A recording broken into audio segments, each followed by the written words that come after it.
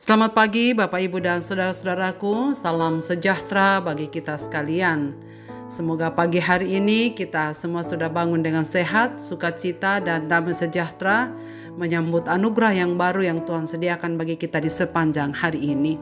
Senang sekali kita berjumpa kembali kita di acara Renungan Pagi edisi 27 April 2023. Pagi ini bacaan kita dari Yohanes pasal 2 ayat 18 sampai 25 demikian.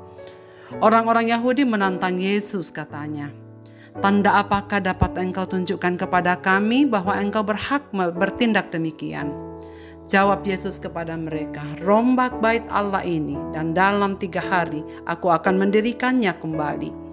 Lalu kata orang Yahudi kepadanya, 46 tahun orang mendirikan bait Allah ini, dan engkau dapat membangunnya dalam 3 hari? Tetapi yang dimaksudkannya dengan bait Allah ialah tubuhnya sendiri. Kemudian sesudah ia bangkit dari antara orang mati, barulah teringat oleh murid-muridnya bahwa hal itu telah dikatakannya, dan mereka pun percayalah akan kitab suci dan akan perkataan yang telah diucapkan Yesus. Dan sementara ia di Yerusalem selama hari raya Paskah, banyak orang percaya dalam namanya karena mereka telah melihat tanda-tanda yang diadakannya. Tetapi Yesus sendiri tidak mempercayakan dirinya kepada mereka karena ia mengenal mereka semua. Dan karena tidak perlu seorang pun memberi kesaksian kepadanya tentang manusia, sebab ia tahu apa yang ada di dalam hati manusia. Kristus sebagai pusat, bukan penyembah. Saudara-saudaraku, jika kita mau jujur introspeksi diri, apakah motif kita untuk menghadiri setiap ibadah-ibadah? Atau mengapa kita mau melibatkan diri dalam pelayanan-pelayanan? Mungkin sudah puluhan tahun lamanya. Teks yang kita baca pagi ini adalah bagian yang penting dari perkataan Tuhan Yesus untuk mengoreksi perilaku beragama para pemimpin agama Yahudi ketika itu. Ia memulai dengan protes kerasnya dengan perilaku berjualan dan menukarkan uang di pelataran bait Allah yang sebenarnya dibutuhkan oleh para peziarah iman, seperti yang telah kita dengarkan di hari kemarin dari berbagai tempat yang datang ke bait Allah untuk berbakti. Karena perjalanan jauh sehingga perlengkapan ibadah seperti hewan kurban atau persembahan tak mungkin mereka bawa, maka mereka harus membelinya di tempat penjualan kurban yang sudah disiapkan. Sayangnya harga yang melambung tinggi dengan tujuan untuk mengeruk keuntungan menjadi motivasi utama, dari niat untuk membangun dan membantu berubah menjadi pemerasan. Perbuatan kontroversi Yesus yang mengacaukan pelataran bait Allah ini, yang seharusnya dipakai untuk para peziarah Yahudi beribadah dengan kusuk, merupakan tanda bahwa pelayanannya itu adalah membongkar akar kepalsuan beragama. Walau bait Allah adalah tempat untuk menyembah Allah Bapa, Matius menyebutnya sebagai rumah doa. Namun para pemimpin agama saat itu memanfaatkan bait Allah untuk mencari keuntungan. Pelataran bait Allah yang telah menjadi ajang perlakuan tidak manusiawi itu harus dikembalikan pada fungsi semula. Kepada orang-orang Yahudi yang menentangnya, ia menantang mereka untuk merombak bait Allah karena ia akan membangunnya kembali dalam 3 hari. Tetapi saudara sekalian, yang dimaksudkan pembangunan bait Allah itu adalah tubuhnya sendiri. Secara simbolis Tuhan Yesus memproklamasikan kedatangannya yang membawa pembaruan dalam kehidupan beragama yang paling mendasar, yakni relasi kepada Allah dalam ibadah dan doa. Orang-orang Yahudi tak mampu memahaminya sebab mereka selalu fokus pada bait Allah secara fisik dan berkata, 46 tahun nenek moyang membangun bait Allah secara fisik, mustahil dapat membangunnya 3 hari. Sebab mereka tak dapat mengerti maksud perkataan Yesus itu, bahwa sejatinya ia adalah tangga ke langit. Dirinya adalah bait Allah sempurna, tempat umatnya berjumpa dengan Allah.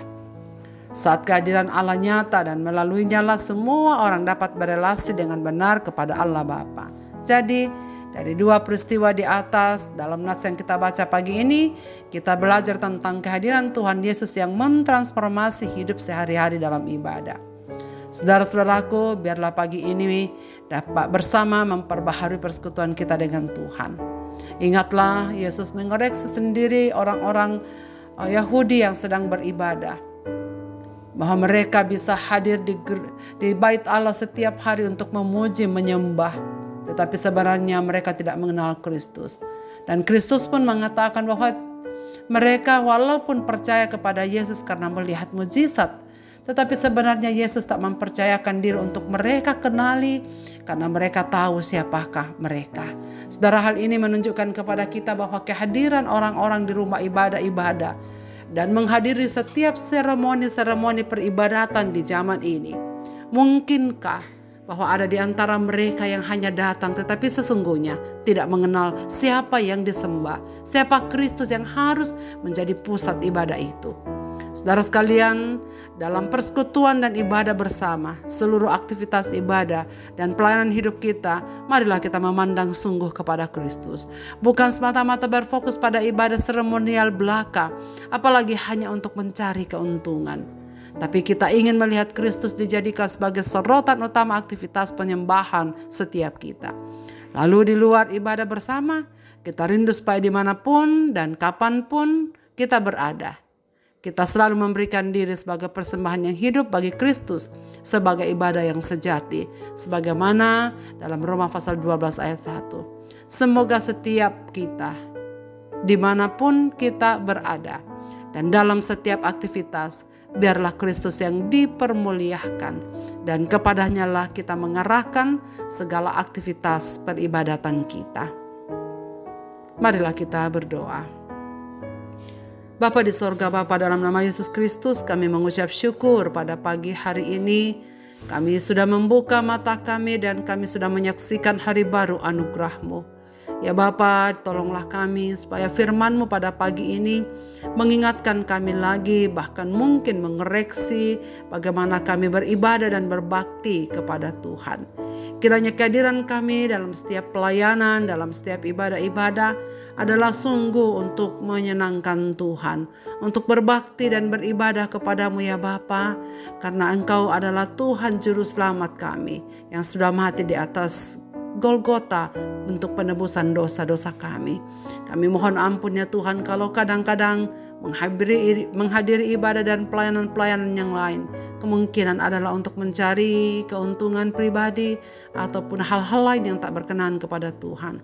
Engkau yang melihat hati, Engkau yang melihat perbuatan kami, Engkau yang melihat motivasi yang tersimpan di dalam lubuk kami yang paling dalam. Ya Tuhan, tolonglah kami, ingatkanlah kami supaya setiap kali kami melangkah masuk dalam ibadah, kami tahu di sana kami akan berjumpa dengan Tuhan. Di sana kami akan hadir untuk mempermuliakan nama-Mu dan mendengarkan segala perkataan-perkataan-Mu. Hamba-Mu mendoakan segenap pendengar renungan pagi ini dimanapun mereka berada.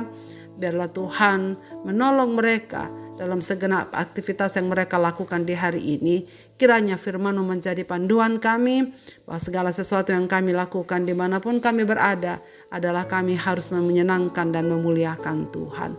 Terima kasih ya Bapa, Engkau yang melihat segala kebutuhan umat-umat-Mu pada pagi ini. Biarkanlah mereka menikmati persekutuan dengan Engkau. Biarkanlah mereka mengalami pertolongan-Mu.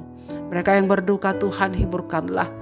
Mereka yang sakit Tuhan angkat segala sakit penyakit mereka dan tolonglah mereka untuk percaya kepadamu.